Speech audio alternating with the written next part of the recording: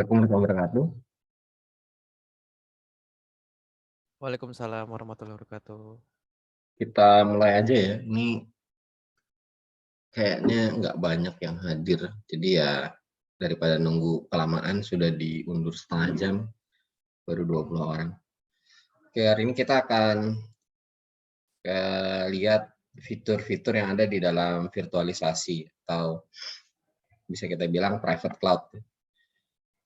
Slide share saya sudah terlihatkah? Bukan, Pak. Ya, Pak.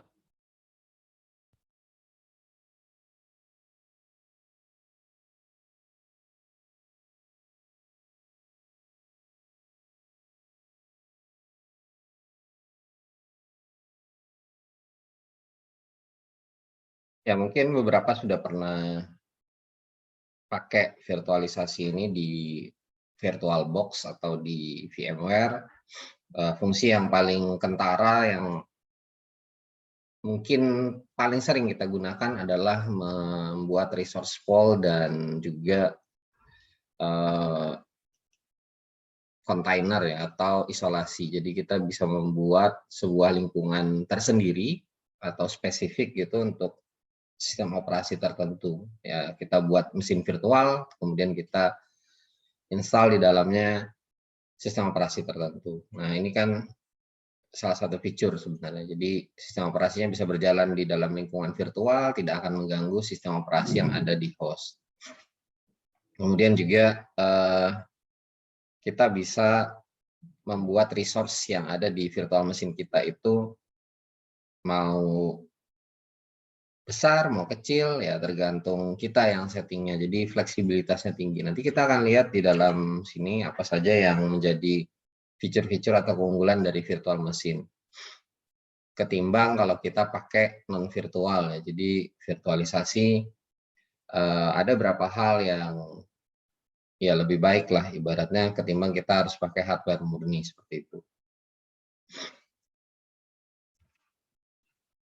Nah, harapannya ketika Anda sudah tahu bahwa ternyata virtualisasi ini ada fungsi-fungsi yang kita bisa manfaatkan, suatu saat mungkin ini akan bermanfaat buat Anda. Mungkin Anda melakukan penelitian yang mana Anda perlu lingkungan atau environment yang benar-benar terisolasi, misalkan penelitian yang terkait dengan malware gitu ya, agar malware-nya ini tidak keluar dari lingkungan yang diisolasi tersebut ya, mirip kayak kita penelitian virus gitu. Kita nggak ingin virusnya keluar dari lab ya, kita isolasi labnya. Nah, di sini juga begitu ya. Kita penelitian tentang virus komputer, kita nggak pingin virusnya ini keluar dari komputer kita ya, kita isolasi dengan menggunakan mesin virtual. Jadi virusnya cuma ada dalam mesin virtual. Bisa kita gunakan model yang seperti itu.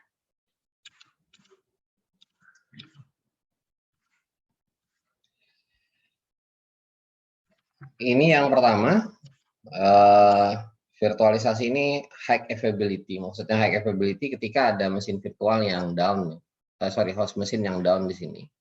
Maka kita bisa memindahkan mesin virtualnya ke cluster lain atau ke host lain yang masih berjalan. Jadi ini terjadi failure, kemudian kita migrate ya. Ya, migrasi ini ada yang live migrate, artinya mesinnya lagi berjalan langsung dimigrasikan, bisa modelnya seperti itu. Ada juga yang modelnya di shutdown dulu baru dimigrasikan. Ya, bisa modelnya bisa seperti itu ya, live migrate atau dengan cara matikan, kemudian baru dimigrasikan. Ya, biasanya kalau ini sudah mati duluan, kita nggak sempat migrasi, pastinya bukan live migrate ya.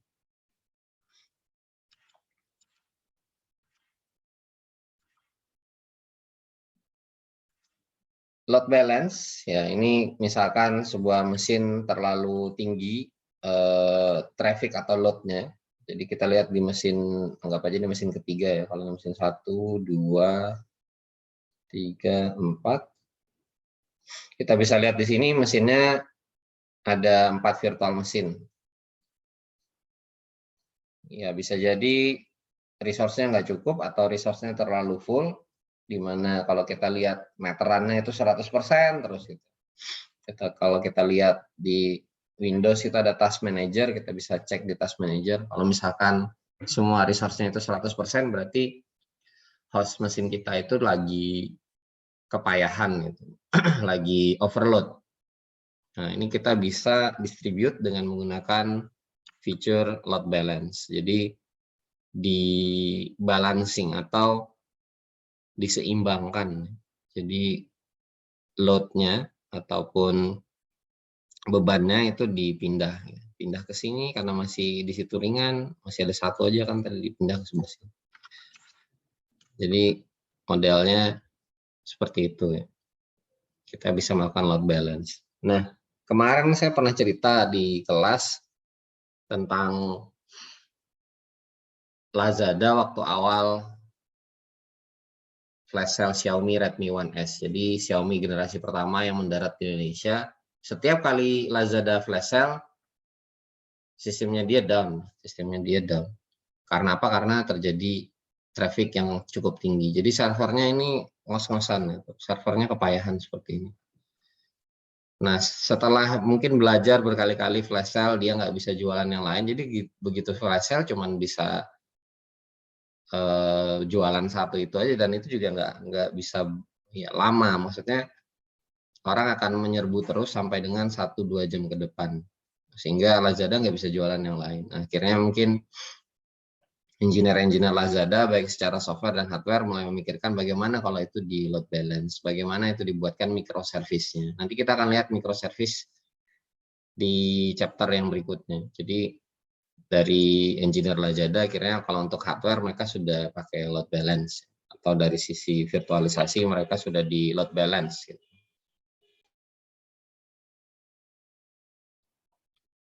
Sehingga kejadian traffic overload atau servernya overload itu bisa direduksi, dan yang lain-lainnya nggak terganggu, layanan atau jualan yang lainnya nggak terganggu.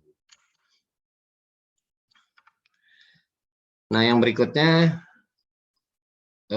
resource pool ya. Resource pool ini tadi saya ungkapkan di depan, kita mungkin sudah punya hardware yang kita masukkan ke dalam list virtual environment kita. Suatu saat kita nambah atau kita upgrade gitu. Kita upgrade, kita nambah, ya ini seolah kita nambah node dalam sebuah cluster ya. Berarti kan kita nambahin resource yang ada di sini. Ketika kita nambahin ini, otomatis nanti kita akan menambahkan resource lagi di dalam sini. Sehingga resource kita tambah banyak. Kalau secara fisik ini scale out ya istilahnya, scale out. Ada scale out, ada scale up. Kalau scale out itu nambah jumlah. Kalau scale up itu naikkan. Jadi kalau kita punya PC, memorinya kita upgrade, kemudian prosesornya kita upgrade, itu scale up. Kalau misalkan PC-nya tetap gitu, prosesornya misalkan 2 GHz, RAM-nya 8 GB, kemudian kita tambahin lagi PC, prosesornya yang sama, RAM-nya juga yang sama, nah itu scale out. Jadi kalau scale out itu nambah ke samping, kalau scale up itu nambahnya ke atas, upgrade.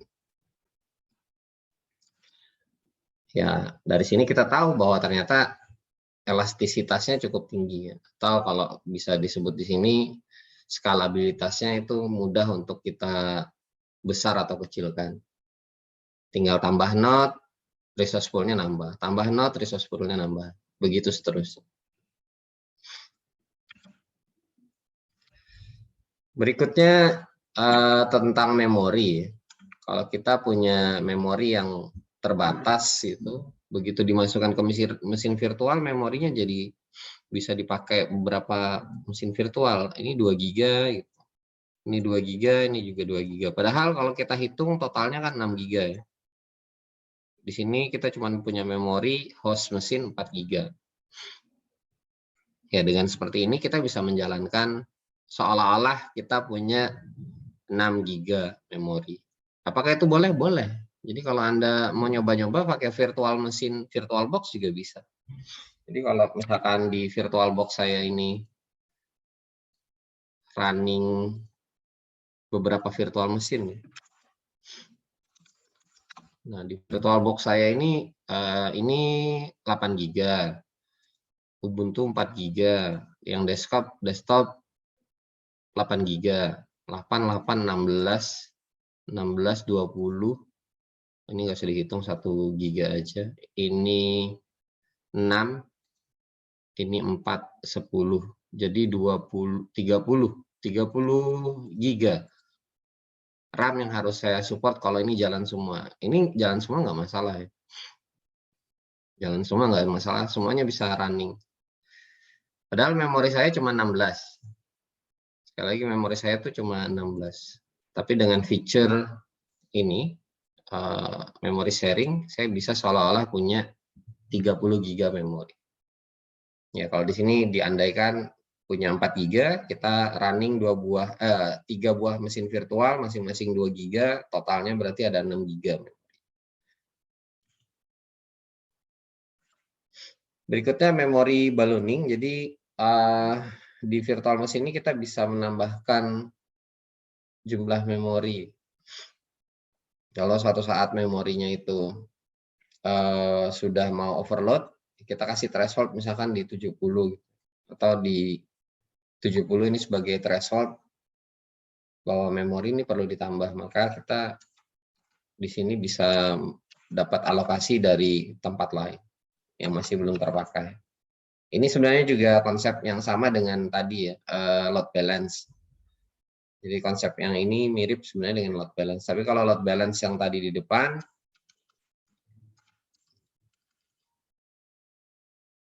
nah load balance yang ini kan keseluruhan ya. Kalau kita lihat nih keseluruhan load balance-nya.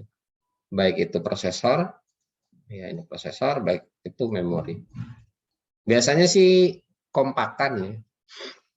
Memori dan prosesor itu load-nya barengan. Tapi ada beberapa aplikasi yang memang kadang memori lebih rakus terhadap memori.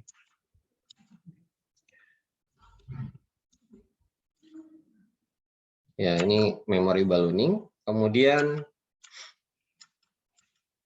yang berikutnya swap.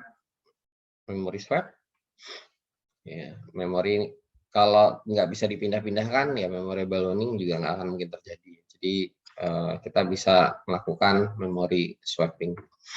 Nah, istilah kita bisa menggunakan slot memori lebih besar daripada memori host. Jadi memori di virtual machine lebih besar daripada di memori host, ini bisa disebut dengan istilah memori over commitment. Kalau kita memaksakan memori over commitment, apa yang terjadi dengan virtual environment kita atau sistem kita secara keseluruhan? Yang pertama, plusnya utilisasi atau penggunaan memori jadi bagus. Bisa jadi 100% terus ya. Yang kedua, kalau utilisasinya bagus, berarti kita belanjanya nggak sia-sia. Kita secara belanja itu efisien dan ya, efisien lah, efektif juga berarti. Kemudian minusnya, kalau kita pakai memori ballooning, berarti dengan jumlah memori yang over commitment, bukan ballooning. Memori yang over commitment itu berarti membebani server kita atau membebani komputer host kita cukup tinggi. Akibatnya semua yang berdampak yang ada di sini ini pasti akan lambat. Cepat atau lambat ini pasti akan melambat semua. Apakah akan hang? Jarang sih sampai hang, tapi kalau lambat iya. Kalau melambat iya, karena dia akan melakukan swap memori, kemudian I/O wait, ya, harus menunggu giliran untuk diproses di memori dan segala macam. Ini yang membuat prosesnya menjadi lambat. Jadi kalau ditanya apakah memory over commitment itu bisa dilakukan, bisa banget. Manfaatnya apa ya? Manfaatnya utilisasi hardware kita jadi bagus. Efeknya yang negatif ya cepat atau lambat, PC kita itu bisa, mesin-mesin virtual kita itu akan melambat.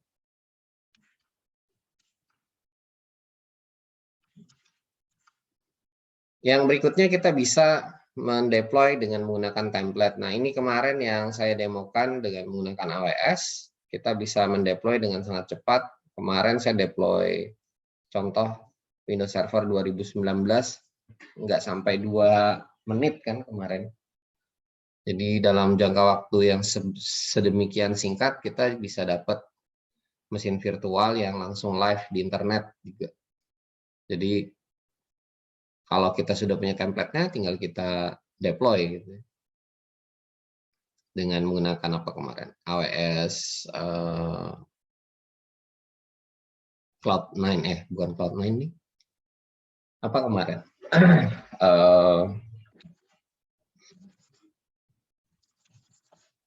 Coba saya cek ya.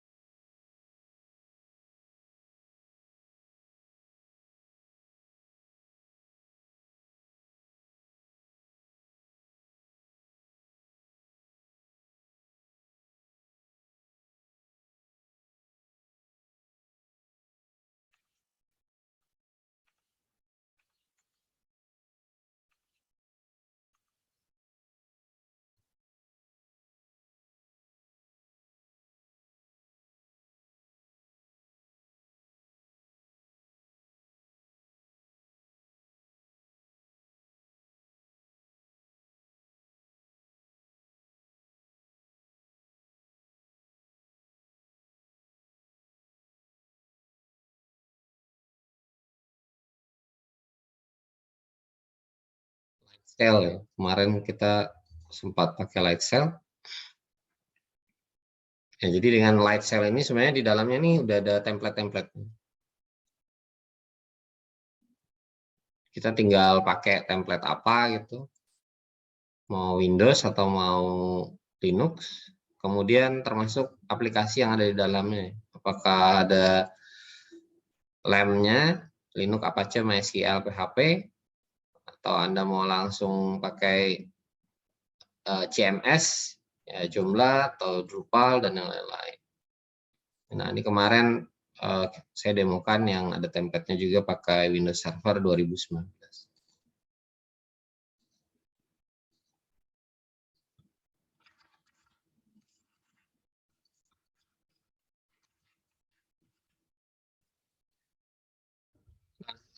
Mungkin Anda pernah melakukan ini di VirtualBox. Istilah lainnya clone ya. Jadi kita bisa buat clone atau bisa buat replikasi.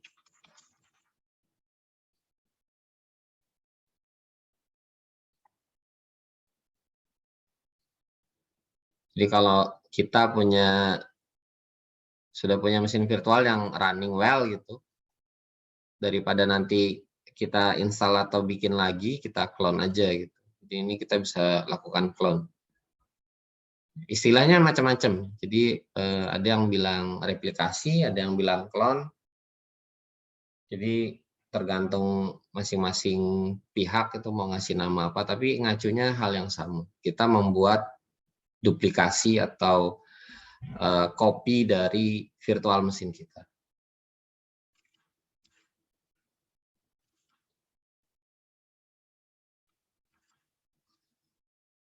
Nah, ini juga bisa kita lakukan di mesin virtual. Kita bisa menambahkan resource atau kita bisa menambahkan RAM atau CPU ketika mesin virtual kita itu lagi running ya.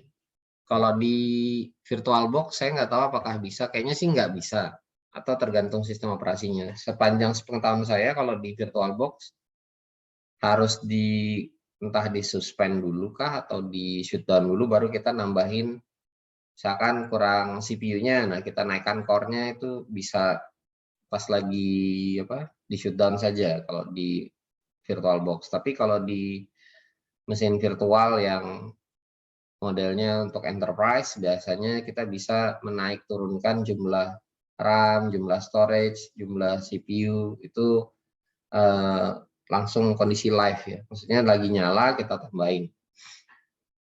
Ya, kalau nggak bisa kayak gini sebenarnya konsep tadi load balance tidak berlaku. Jadi salah satu hal yang diperlukan dalam konsep load balance itu kita bisa menambahkan resource pas lagi live. Jadi lagi online, lagi melayanin atau lagi menjalankan service, kita bisa menambahkan resource di dalam. Kalau misalkan virtual mesin kita itu kepayahan atau sudah loadnya udah tinggi. Kemudian tentu saja kita punya konsol buat mengatur mesin-mesin virtual kita. Jadi apapun modelnya, kecuali Kemu ya. Kemu itu kalau bawaan aslinya sih nggak ada konsolnya. Tapi kita bisa akses dengan berbagai macam tools. Jadi kalau Anda mungkin suatu saat install Kemu gitu, Pak ini kok Kemu nggak punya konsol ya Pak? Jadi Kemu itu benar-benar running text gitu ya, mirip kayak Docker. Tapi kalau mau pakai konsolnya ya banyak untuk mengelola Kemu. Apalagi yang mainan GNS3, ya GNS3 itu mesin virtualnya pakai Kemu. Jadi kita bisa kelola Kemu dengan menggunakan GNS3. Kemudian kita bisa melakukan backup. Kalau di sini istilah backup namanya snapshot. Nah, snapshot ini bisa kita lakukan dengan dua mode. Yang pertama kita snapshot pada saat dia shutdown atau pada saat dia lagi live. Kalau kita snapshot pada saat lagi live, servernya lagi jalan, nggak dimatikan, walaupun itu servernya virtual ya. Itu mirip kayak kita menangkap state terakhirnya. Jadi kita membackup di posisi terakhir dia. Misalkan dia lagi menayangkan ini ya, menayangkan ini snapshotnya. Nanti begitu snapshotnya di restore, yang muncul ya gambar ini juga. Jadi di state atau di kondisi akhirnya kita di waktu melakukan snapshot. Mirip seperti Anda melakukan hibernate di komputer. Jadi kalau ada hibernate di komputer, ketika Anda sedang menayangkan ini, begitu hibernate-nya dinyalakan atau dibangunkan, maka munculnya langsung otomatis yang state terakhir atau kondisi terakhir dari komputer kita.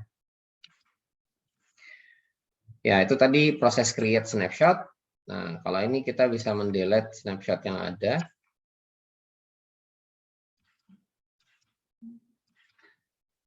Atau kita melakukan proses restore. Restore artinya kita mengembalikan apa yang kita snapshot atau apa yang kita backup. Jadi snapshot ini bisa kita sederhanakan backup lah. Kita melakukan backup mungkin beberapa kali, nanti kita bisa jadi kita mau pilih restore-nya ke kondisi yang mana. Apakah snapshot yang kedua atau kita mau restore di kondisi yang pertama.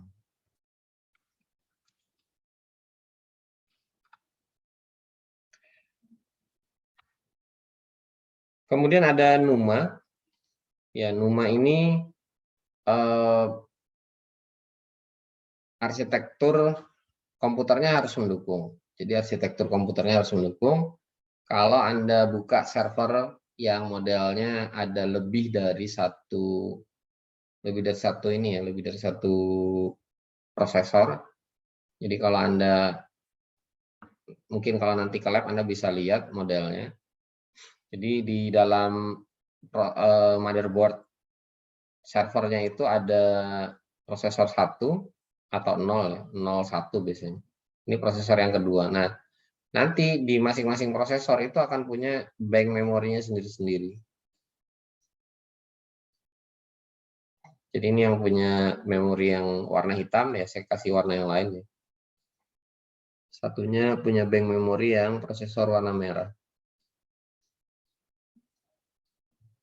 Jadi memorinya terisolir. Yang merah nggak boleh pakai yang hitam dan yang hitam nggak boleh pakai yang merah. Jadi kalau kita punya mesin virtual, NUMA-nya kita aktifkan, ya, NUMA-nya diaktifkan berarti virtual mesin yang ada di sini itu hanya boleh dapat memori dan prosesor dari sini.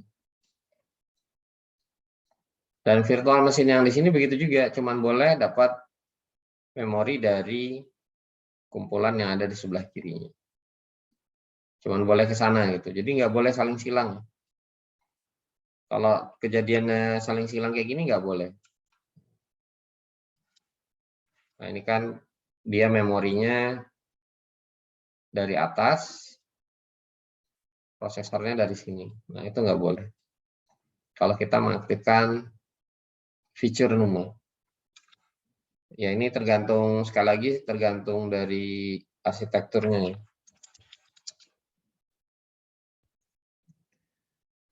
Kalau Anda mau baca lebih detailnya, Anda bisa buka ini tentang NUMA. Non-Uniform Memory Access, saya sudah sampaikan di chat.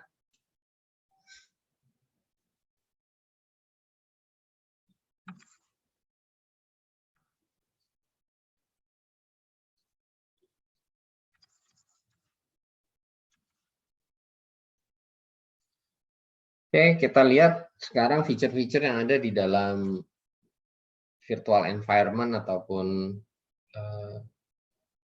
virtualisasi punyanya Huawei.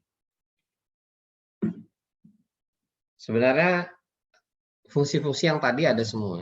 Fungsi-fungsi yang tadi ada semua. Snapshot, live migration atau non-live ya. Tadi saya ceritanya migration itu bisa non-live. Non-live artinya dimatikan dulu, baru kemudian dimigrasikan. Nah, di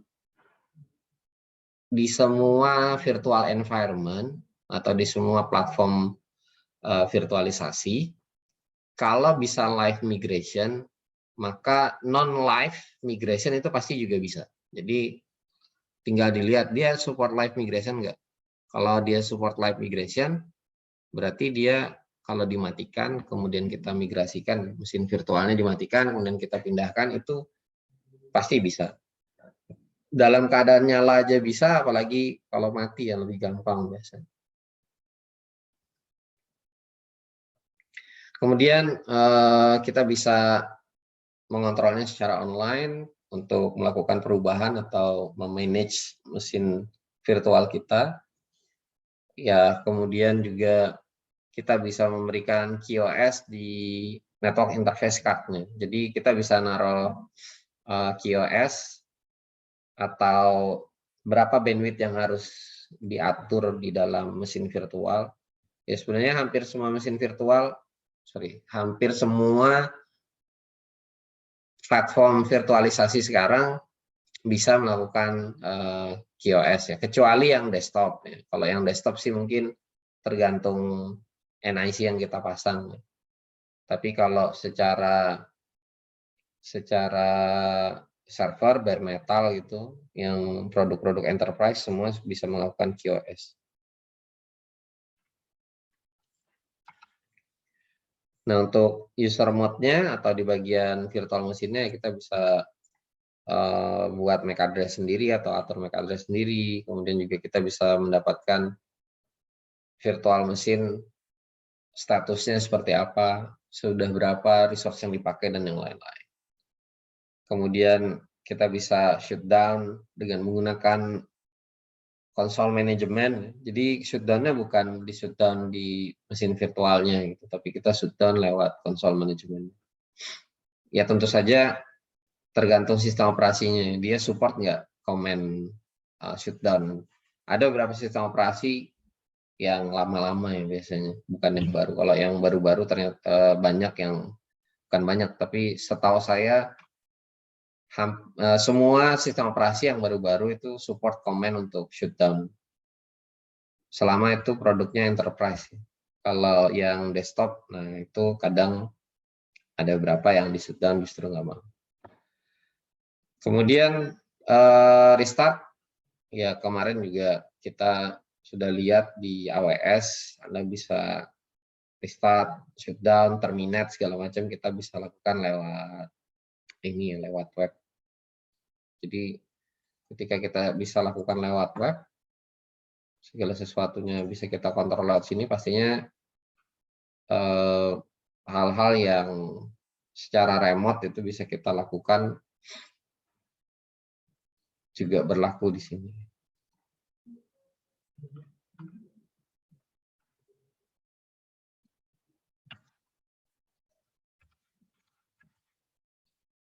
Kemudian tadi juga kita sudah diskusi tentang cluster feature, high availability, load balance, dan yang lain-lain.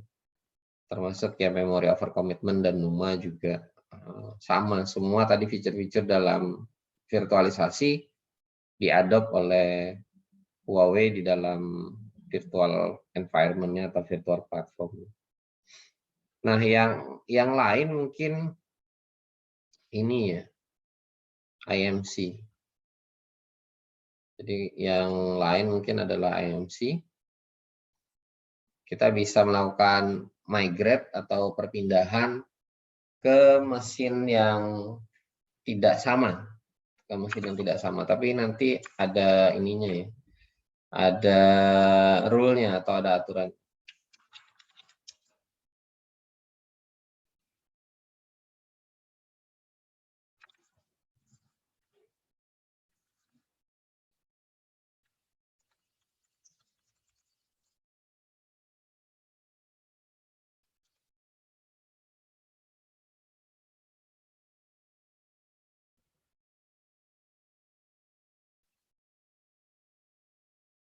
Ini sudah tadi ya, high availability, kita bisa memindahkan atau menjaga ketersediaan layanan dari mesin-mesin virtual kita.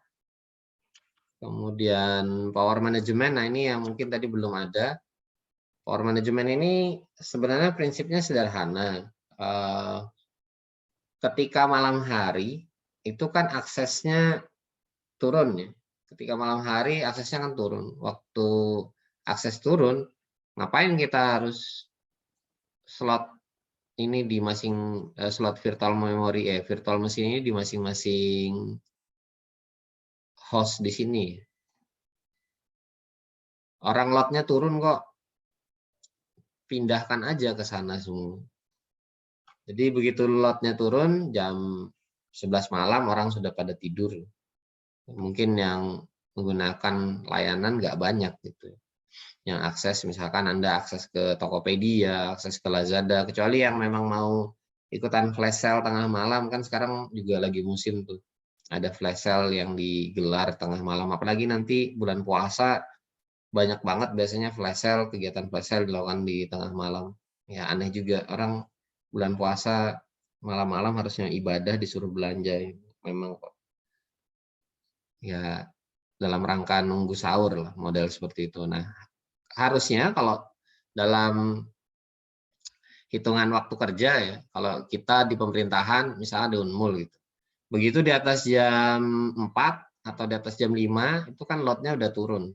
Ngapain kita nyalakan mesin yang ini atau kita aktifkan mesin yang 2 ini. Kita bisa istirahatkan mesinnya, bukan dimatikan tapi diistirahatkan, pindahkan aja virtual mesinnya ke sini. Jadi yang running yang ini.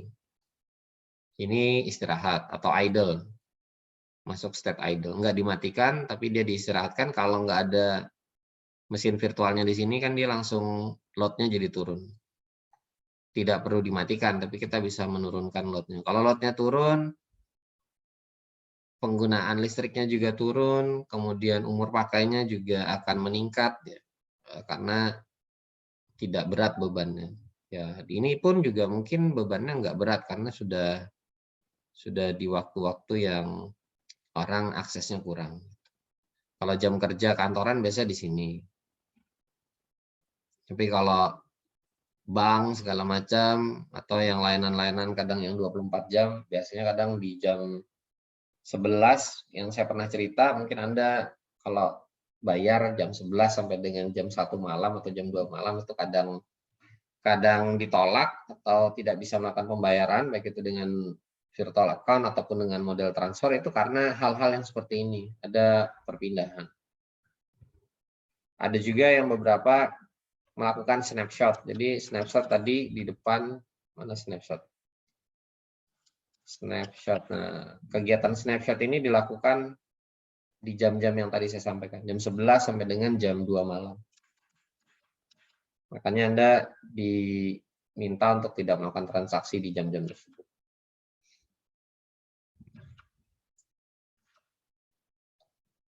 Begitu jam 7 pagi, orang sudah mulai kerja-kerja lagi, ya dikembalikan. Jadi dikembalikan ke posisinya. Jadi dikembalikan lagi ke posisi.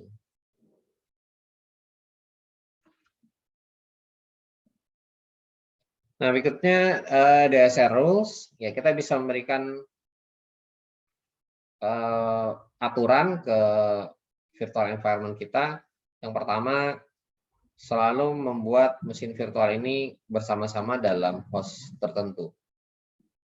Atau di dalam CNA ya, kalau misalkan di Huawei namanya CNA 1, ini CNA 2. Kita maunya ini berada di dalam CNA yang sama. Mungkin karena ini web servernya, ini adalah database servernya. Ya, Anda terima service dari sini, kemudian Anda manggil database. Gitu. Misalkan pakai PHP MySQL. Ya, PHP di web servernya atau Apache-nya Anda install di VM1, database-nya Anda install di VM2. Anda nggak mau ini berada di mesin yang berbeda. Karena kalau berada di mesin yang berbeda, pasti ada delay, ada jeda lah. Walaupun itu mungkin sepersekian milisecond, tapi ya pasti akan berpengaruh kalau request-nya banyak. Sehingga Anda bikin rule 2 VM ini selalu bersama-sama. Kalau satu dipindahkan, maka satunya akan otomatis pindah. Berikutnya, Anda ingin memisahkan dua buah virtual mesin. Misalkan ini virtual mesin 1, ini virtual mesin 2, ada kebutuhan memang yang harus dipisahkan. Anggap ini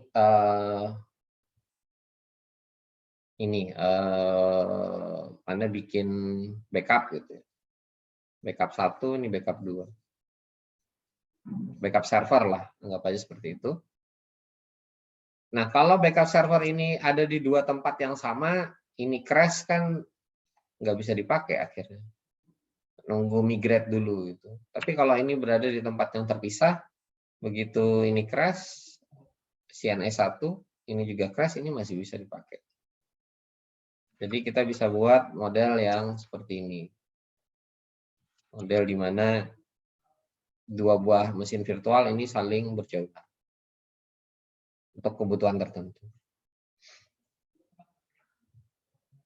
Kemudian yang berikutnya kita juga bisa buat grup, ya, buat grup virtual, termasuk hostnya juga.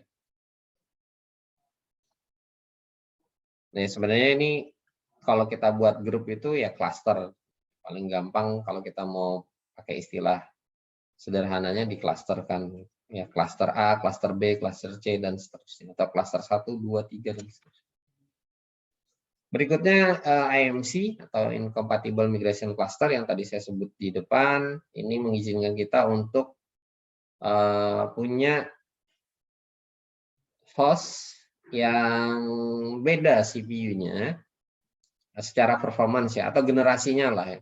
Kalau CPU beda generasi, misalkan sekarang Intel Gen 11 ya, anggap aja itu Intel Gen 11. Tergenerasi 11, kemudian 10 ya, yang terbaru tahun ini mungkin 12 kali ya, saya belum cek lagi. 9. Beda generasi pasti akan beda performance. Nah, rule of thumb-nya sebenarnya aturan sederhana ketika kita bikin virtual environment atau kita bangun private cloud gitu. Kita bangun private cloud itu sebenarnya mesinnya harusnya seragam semua. Nggak bisa beda-beda, harusnya ya. Harusnya itu semuanya seragam. Jadi kalau kita pakai Intel Xeon yang paling baru, Misalkan generasi ke-11 ya kita pakai semua Intel Xeon yang generasi ke-11. Memorinya ya seragam, misalkan 32 semua. Storage-nya juga seragam ya. Atau storage bisa kita lepas. Storage kita pakai storage server.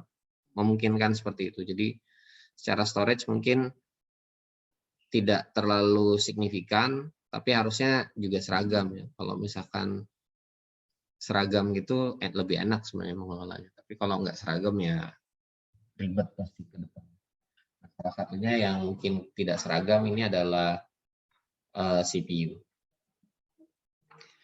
Di sini CPU yang didukung hanya sementara ini adalah Intel. Jadi kalau ada yang punya AMD belum bisa dipakai untuk IMC.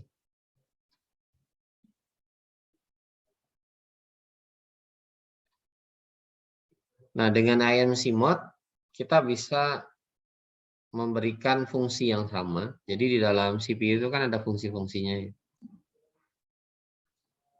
Kalau Anda belajar arsitektur komputer, di dalam CPU itu ada set instruksi. Ya, set instruksinya inilah yang kita harapkan bisa running di mesin virtual yang baru atau mesin virtual yang kita migrasikan. Harapannya sih tidak akan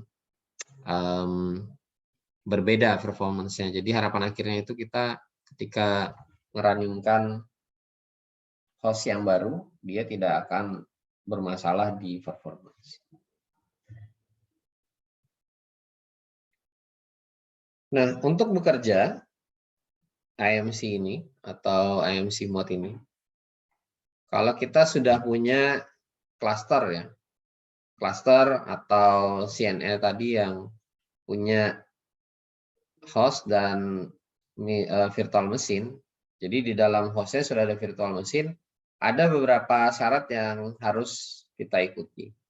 Yang pertama, generasi CPU dari host yang ada dalam cluster ini harus sama atau lebih baru dari target. Nanti saya akan perlihatkan ya, catatan sederhananya. Jadi yang pertama, generasi dari CPU generasi CPU dari host di dalam cluster harus sama atau lebih baru dari target yang akan kita masukkan dalam IMC mode. Kemudian yang kedua, syarat yang kedua, generasi CPU di dalam virtual mesin kita. Jadi ini dalam virtual mesinnya. Baik itu virtual mesin yang sedang running atau yang sedang berjalan, lagi live, gitu, atau yang lagi kita shutdown, lagi kita hibernate, ini harus sama atau lebih tua generasinya dari target yang akan kita jadikan cluster di dalam virtual environment kita. Nah, kalau dua-duanya ini nggak terpenuhi, maka kita sebaiknya tidak melakukan migrasi. Atau kita migrasikan ke cluster yang lain, yang memenuhi syarat. Jadi kalau kita tidak memenuhi dua buah aturan yang ada di situ, maka kita harus cari cluster lain yang available. Ini bisa saya sederhanakan seperti ini. Yang aturan pertama,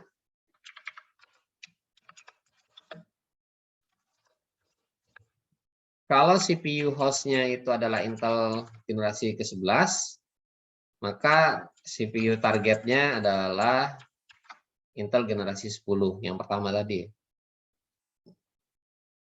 Jadi kalau kita punya CPU yang pertama ini adalah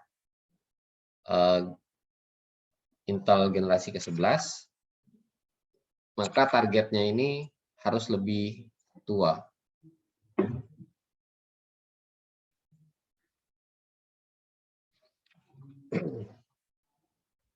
Ya, targetnya harus lebih tua. Yang cluster yang mau kita buat ini harus lebih muda ya, atau lebih baru. Ya, di sini kita harus lebih baru.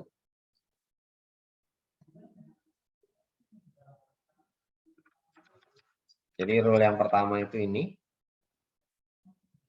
Kita mau masukkan host baru, ya targetnya KMC yang ada itu Intel Gen 10 gitu.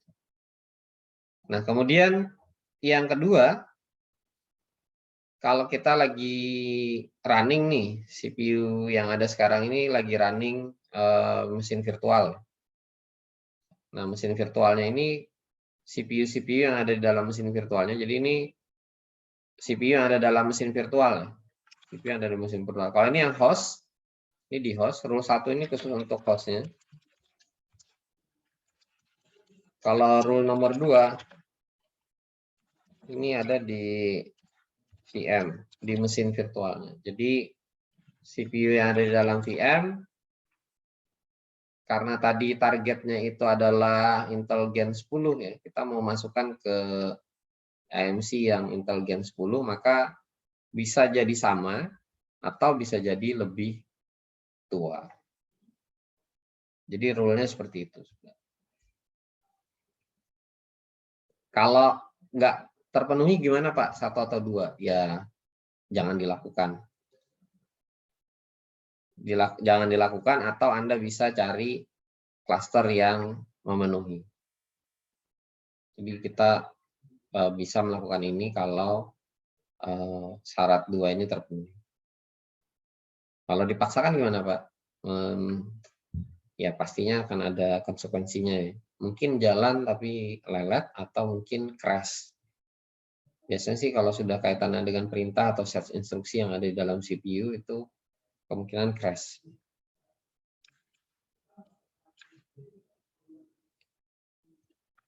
Ini tadi sudah juga ya, virtual machine feature. Ya, kalau secara resource kita bisa mengatur QoS untuk CPU, kemudian memori, dan juga berapa besar kapasitas hard disk, nambah dan mengurangi network interface card. Ya, kita mau tambah berapa kartu LAN-nya atau LAN card-nya, kita bisa lakukan dengan resource management. Kemudian tadi juga kita lihat ada fast deployment, kita bisa pakai template, kita bisa cloning, atau kita bisa, tadi namanya bukan cloning ya, di depan tadi namanya replication. Ya, ada yang pakai cloning, ada yang pakai replication. Kemudian dari konsol kita bisa manage dengan menggunakan VNC. Mungkin beberapa sudah pernah pakai VNC, kita bisa remote, seolah-olah kita punya akses ke desktopnya, akses ke layarnya gitu ya, akses ke layar konsolnya. Gitu.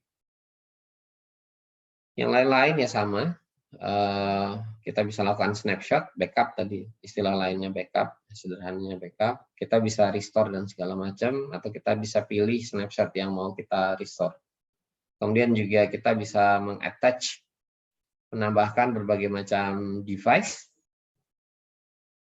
Selama device ini juga ada ya di dalam host mesin kita.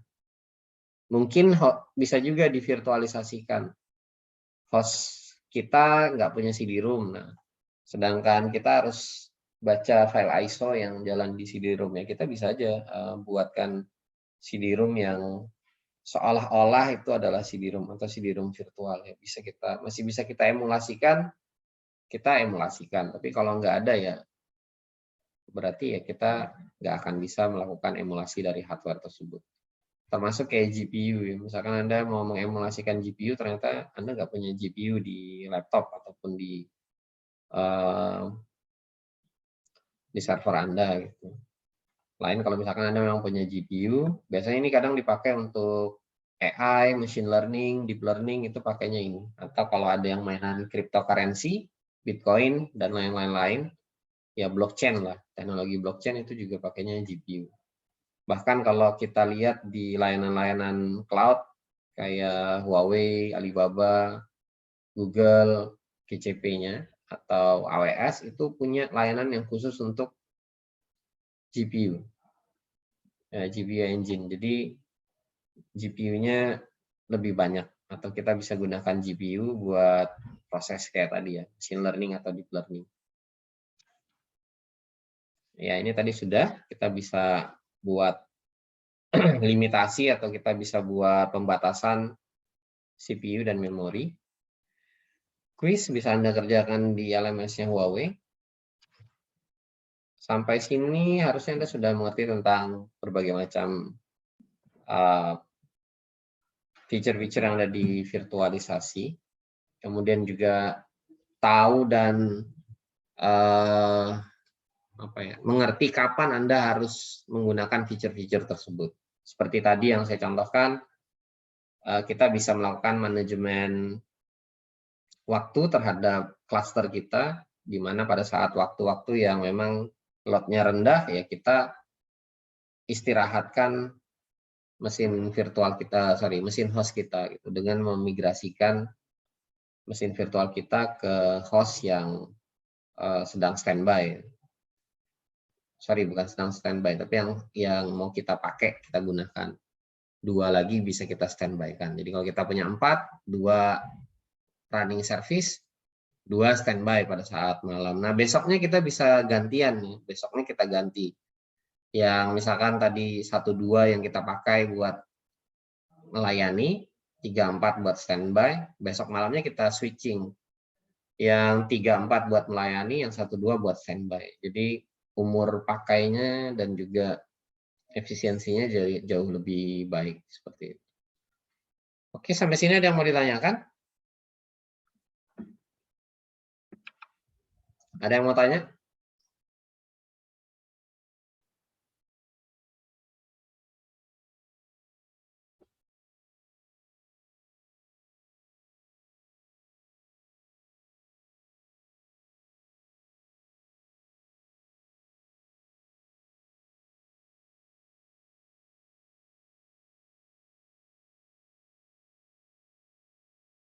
Kalau tidak ada yang ditanyakan, saya cukupkan ya. Assalamualaikum warahmatullahi wabarakatuh. Selamat pagi.